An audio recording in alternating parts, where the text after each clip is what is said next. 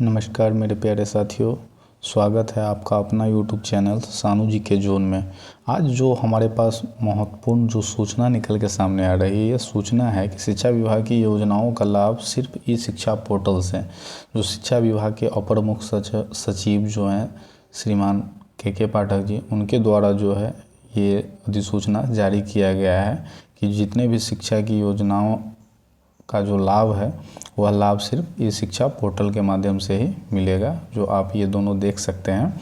और ये रहा आपका मेन इन्फॉर्मेशन। बाकी का जो फुल्ली डिटेल है वो डिटेल हम आपको बताते चलें कि हाल ही में जो न्यूज़ निकल के सामने आ रहा है कि शिक्षा विभाग से जुड़ी तमाम योजनाओं का लाभ अब ई शिक्षा पोर्टल पर उपलब्ध जानकारी के आधार पर ही मिलेगा। यानी कि जो भी बच्चे सरकारी स्कूल में पढ़ रहे हैं और उनकी जो सारी योजना है उस योजनाओं का जो लाभ है सिर्फ ई शिक्षा पोर्टल पे ही मिलेगा। और विभाग ने इस संबंध में मंगलवार को अधिसूचना जारी कर दी और विभाग के अपर मुख्य सचिव श्री के पाठक की ओर से जारी अधिसूचना में पोर्टल को लेकर सारी स्थिति पूरी तरह से स्पष्ट कर दी गई है।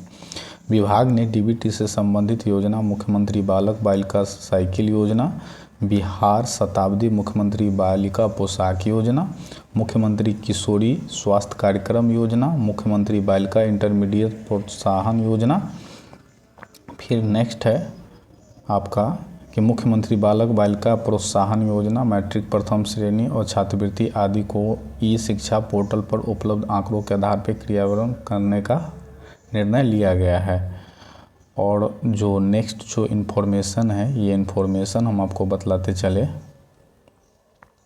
कि एकत्रित डाटा होगा ई शिक्षा कोष पर। जितने भी सारे डाटा होंगे वो होंगे अब ई शिक्षा कोष पे। जो हम आपको बतलाएं कि पिछले दिनों शिक्षा के एकत्रित डाटा के लिए ई शिक्षा कोष नाम से ऑनलाइन पोर्टल बनाने का निर्णय हुआ था।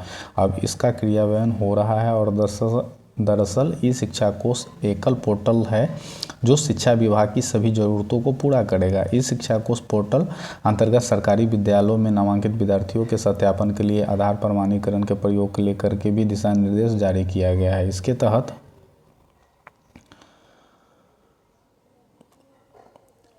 सरकारी विद्यालयों में नामांकित बच्चों के सत्यापन के लिए शैक्षणिक आधार पर हाँ या ना अथवा